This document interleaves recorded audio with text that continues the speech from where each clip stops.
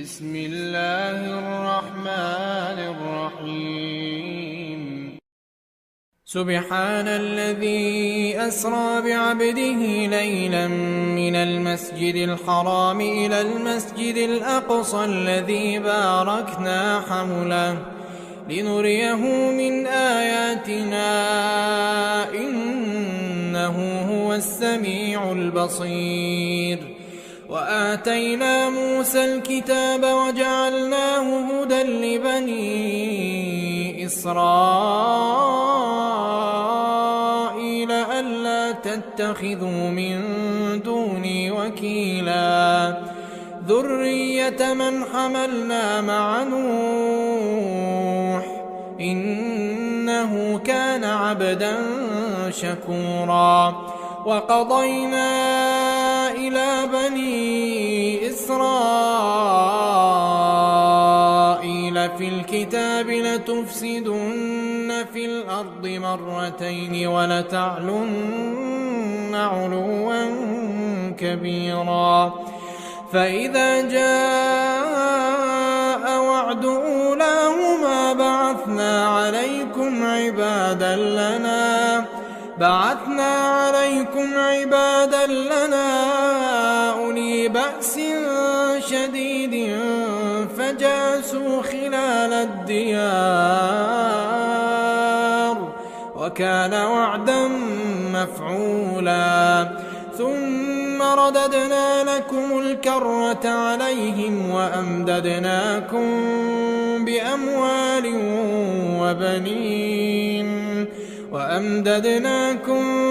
بأموال وبنين وجعلناكم أكثر نفيرا. إن أحسنتم لأنفسكم وإن أسأتم فلها. فإذا جاء وعد الآخرة ليسوءوا وجوهكم وليدخلوا المسجد كما دخلوه أول مرة وليتبروا ما علوا تتبيرا. عسى ربكم أن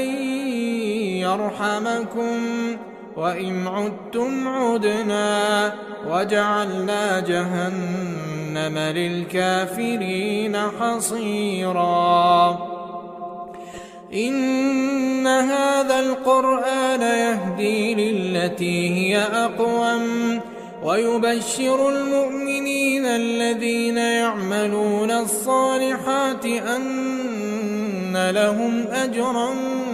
كبيرا وأن الذين لا يؤمنون بالآخرة أعتدنا لهم عذابا أليما. ويدعو الإنسان بالشر دعاءه بالخير وكان الإنسان عجولا. وجعلنا الليل والنهار آيتين فمحونا آية الليل وجعلنا آية النهار مبصرة لتبتغوا فضلا من ربكم ولتعلموا عدد السنين والحساب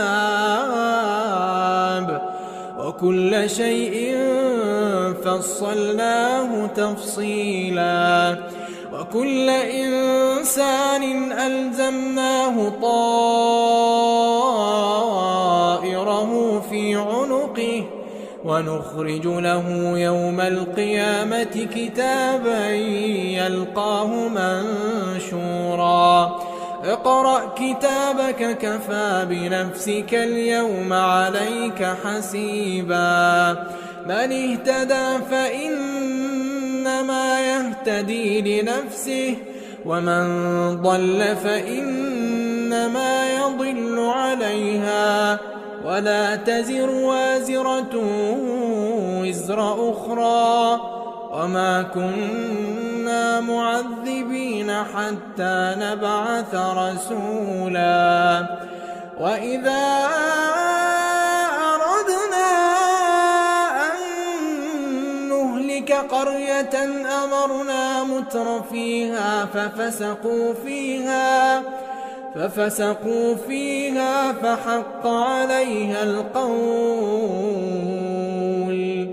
فحق عليها القول فدمرناها تدميرا وكم أهلكنا من القرون من بعد نوح وكفى بربك بذنوب عباده خبيرا بصيرا من كان يريد العاجلة عجلنا له فيها ما نشاء لمن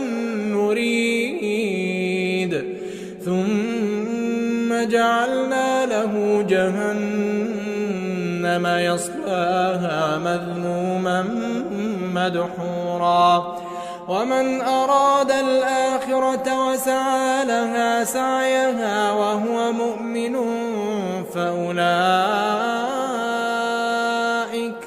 فأولئك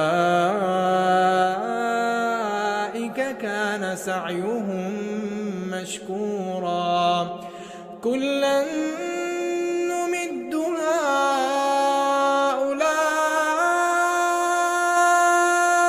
وهؤلاء من عطاء ربك وما كان عطاء ربك محظورا انظر كيف فضلنا بعضهم على بعض وللآخرة أكبر درجات وأكبر تفضيلا لا تجعل مع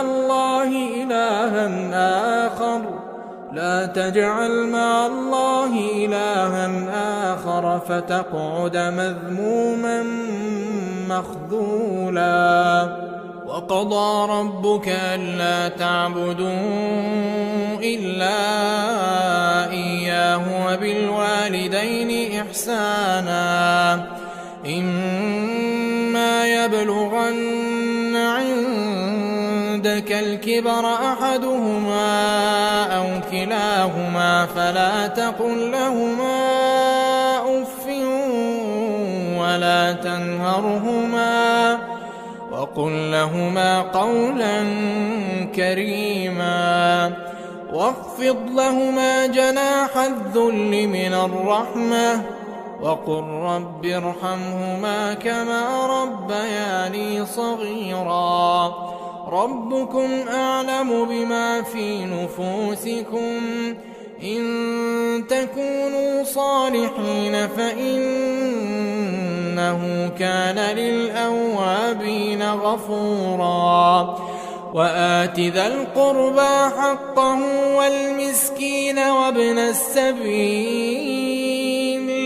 ولا تبذر تبذيرا إن المبذرين كانوا إخوان الشياطين وكان الشيطان لربه كفورا وإما تعرضن عنهم ابتغاء رحمة من ربك ترجوها فقل لهم قولا ميسورا ولا تجعل يدك مغلولة إلى عنقك ولا تبسطها كل البسط فتقعد ملوما محسورا إن ربك يبسط الرزق لمن يشاء ويقدر إنه كان بعباده خبيرا بصيرا ولا تقتلوا أولادكم خشية إملاق نحن نرزقهم وإياكم إن قتلهم كان خطأ كبيرا ولا تقربوا الزنا إنه كان فاحشة وساء سبيلا ولا تقتلوا النفس التي حرم الله إلا بالحق ومن قتل مظلوما فقد جعلنا لوليه سلطانا فلا يسرف في القتل إنه كان منصورا ولا تقربوا مال اليتيم إلا بالتي هي أحسن ولا تقربوا مال اليتيم إلا بالتي هي أحسن حتى يبلغ أشده وأوفوا بالعهد إن العهد كان مسؤولا وأوفوا الكيل إذا كلتم وزنوا بالقسطاس المستقيم ذلك خير وأحسن تأويلا ولا تقف ما ليس لك به علم إن السمع والبصر والفؤاد كل أولئك كان عنه مسؤولا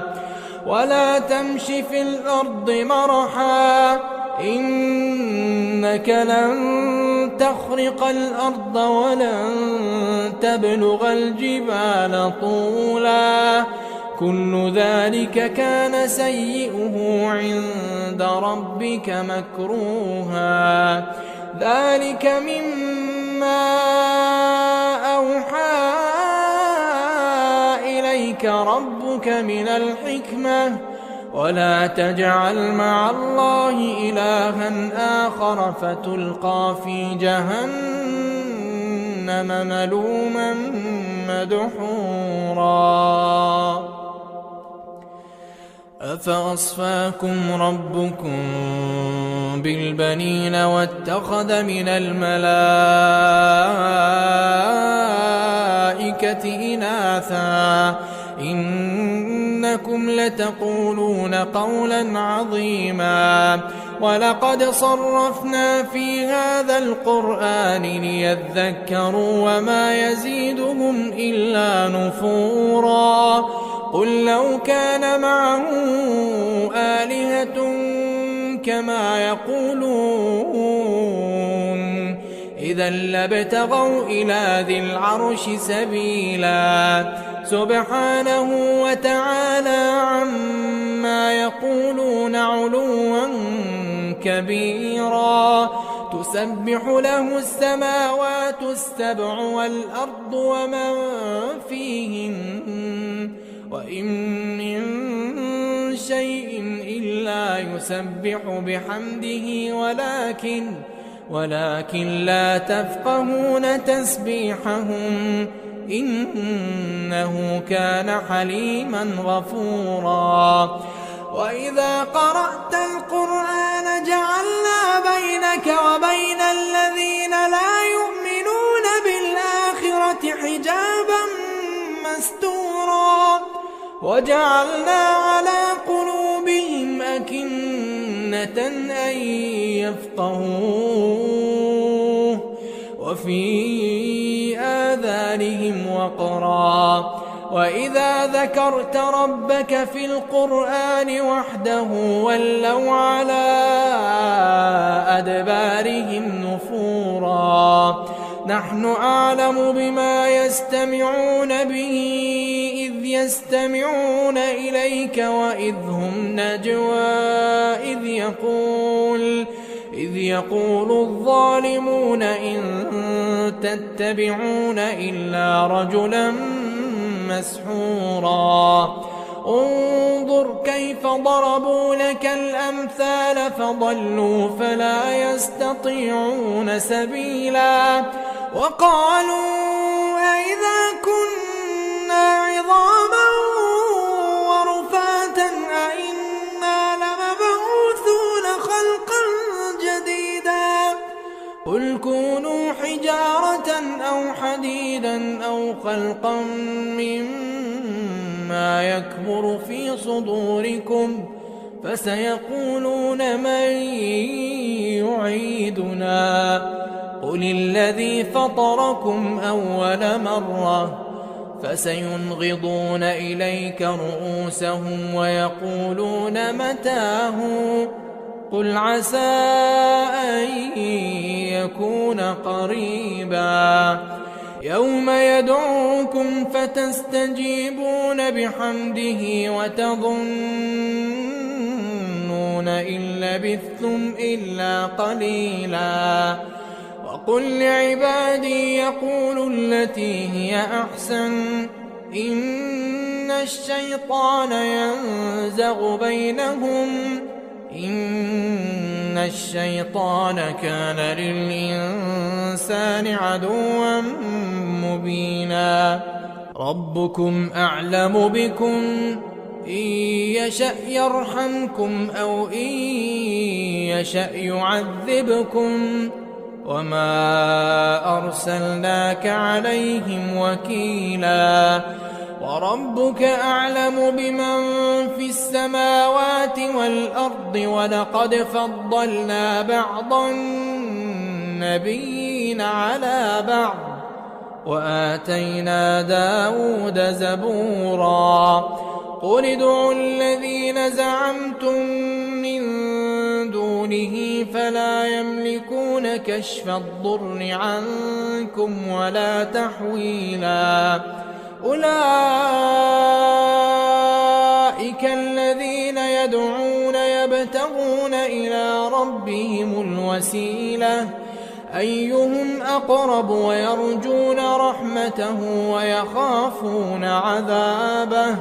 إن عذاب ربك كان محذورا وإن من قرية إلا نحن مهلكوها قبل يوم القيامة وإن من قرية إلا نحن مهلكوها قبل يوم القيامة أو معذبوها عذابا شديدا كان ذلك في الكتاب مسطورا وما منعنا أن نرسل بالآيات إلا أن كذب بها الأولون وآتينا ثمود الناقة مبصرة فظلموا بها وما نرسل بالآيات إلا تخويفا وإذ قلنا لك إن ربك أحاط بالناس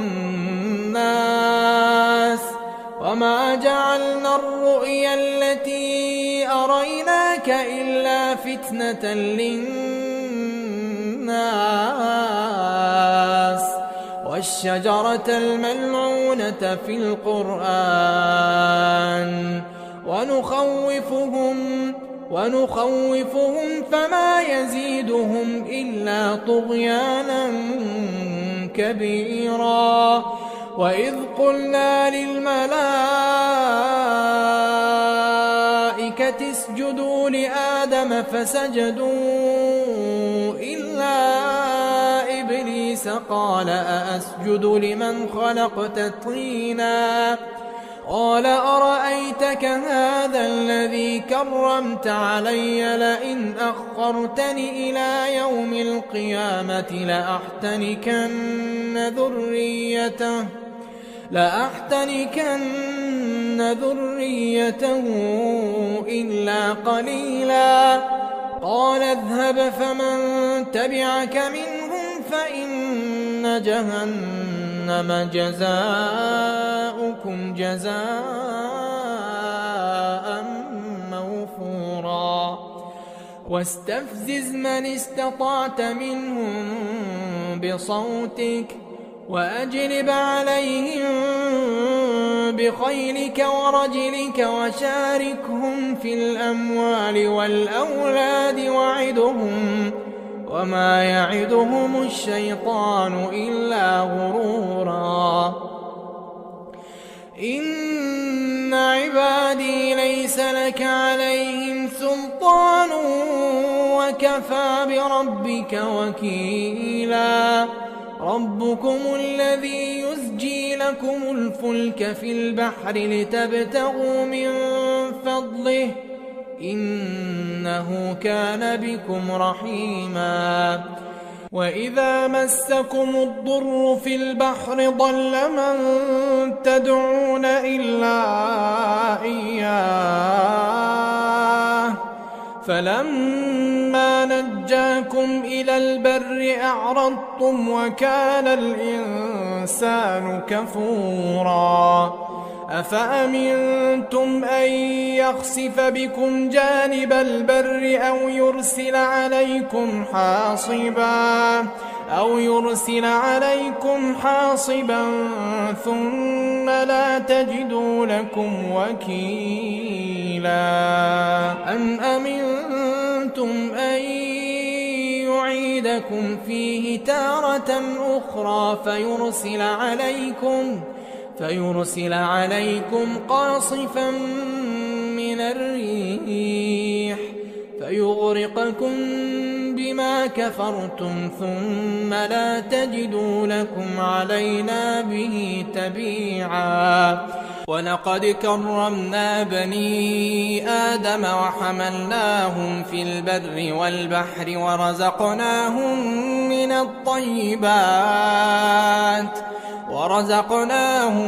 من الطيبات وفضلناهم على كثير ممن خلقنا تفضيلا. يوم ندعو كل أناس بإمامهم فمن أوتي كتابه بيمينه فأولئك يقرؤون كتابهم ولا يظلمون فتيلا. ومن كان في هذه أعمى فهو في الآخرة أعمى وأضل سبيلا. وإن كادوا ليفتنونك عن الذي أوحينا إليك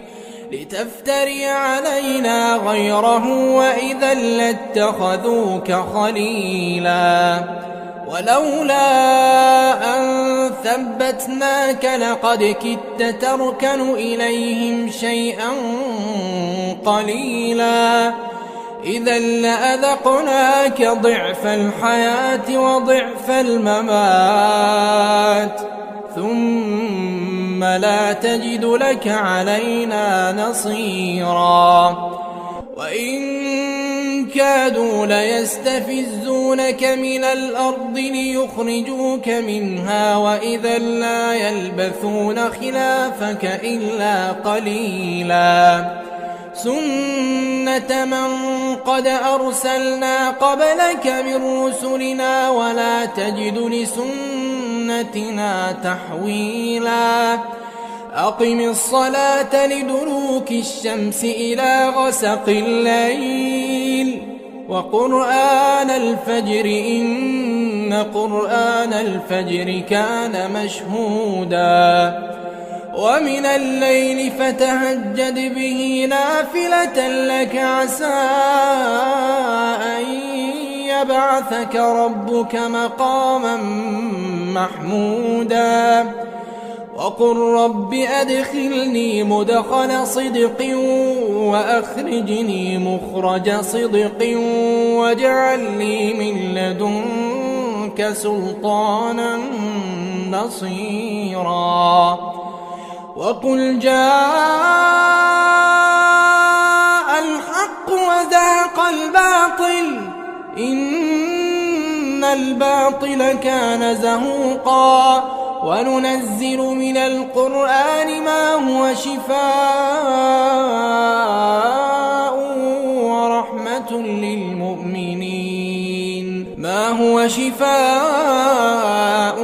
ورحمة للمؤمنين ولا يزيد الظالمين إلا خسارا.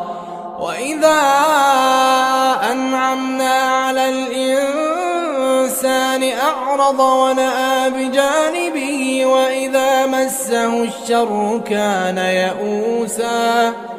قل كل يعمل على شاكلته فربكم أعلم بمن هو أهدى سبيلا ويسألونك عن الروح قل الروح من أمر ربي وما أوتيتم من العلم إلا قليلا ولئن شئنا لنذهبن بالذي أوحينا إليك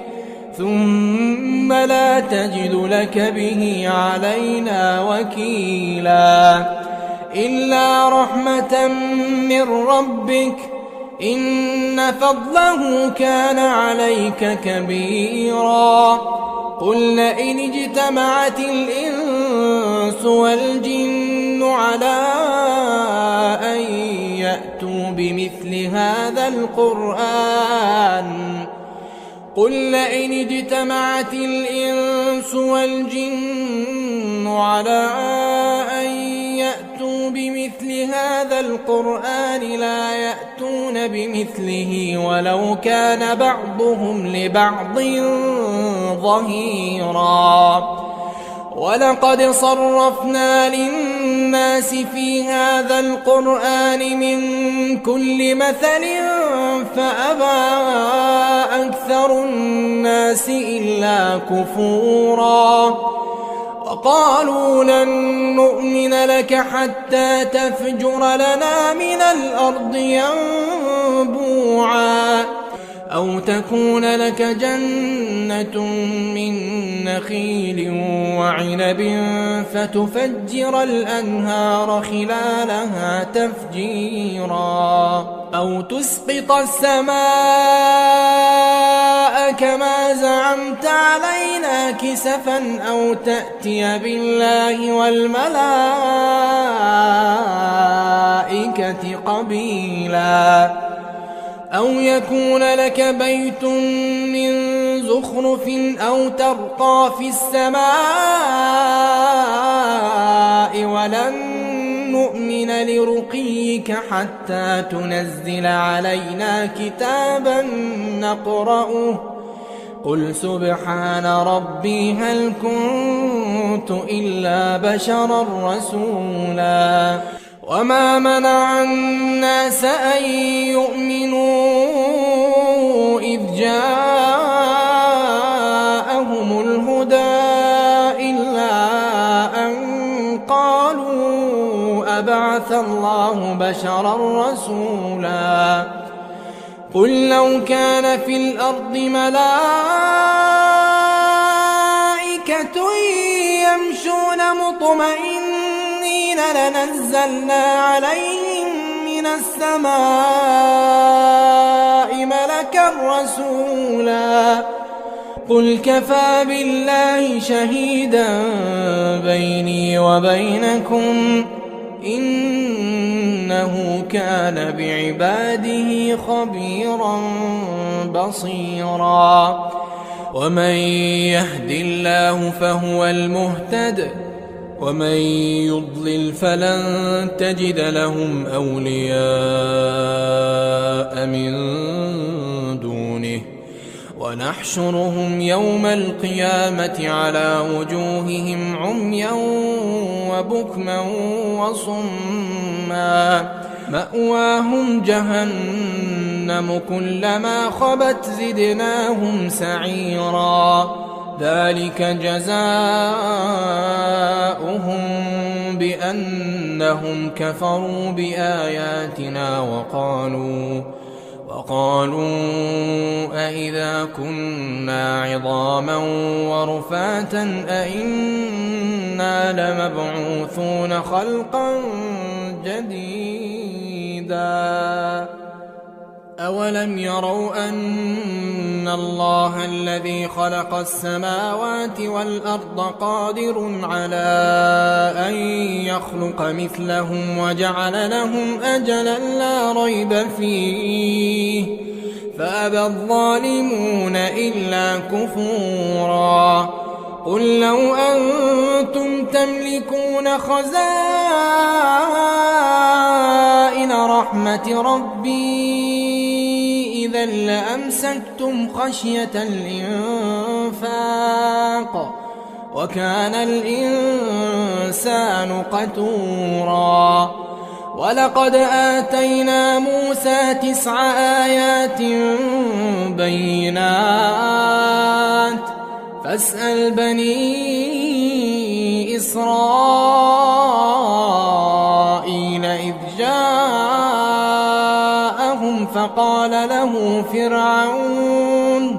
فقال له فرعون إني لأظنك يا موسى مسحورا قال لقد علمت ما أنزل هؤلاء إلا رب السماوات والأرض بصائر وإني لأظنك يا فرعون مثبورا فأراد أن يستفزهم من الأرض فأغرقناه ومن معه جميعا وقلنا من بعده لبني إسرائيل اسكنوا الأرض فإذا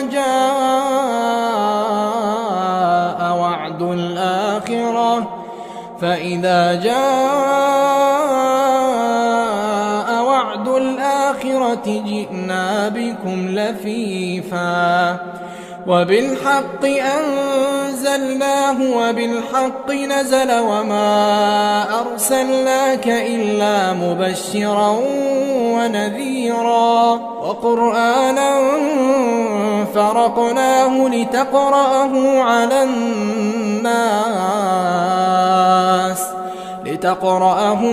الناس على مكث ونزلناه تنزيلا قل آمنوا به أو لا تؤمنوا إن الذين أوتوا العلم من قبله إذا يتلى عليهم يخرون للأذقان سجدا ويقولون سبحان ربنا إن كان وعد ربنا لمفعولا ويخرون للأذقان يبكون ويزيدهم خشوعا قل ادعوا الله أو ادعوا الرحمن أيما تدعوا فله الأسماء الحسنى ولا تجهر بصلاتك ولا تخافت بها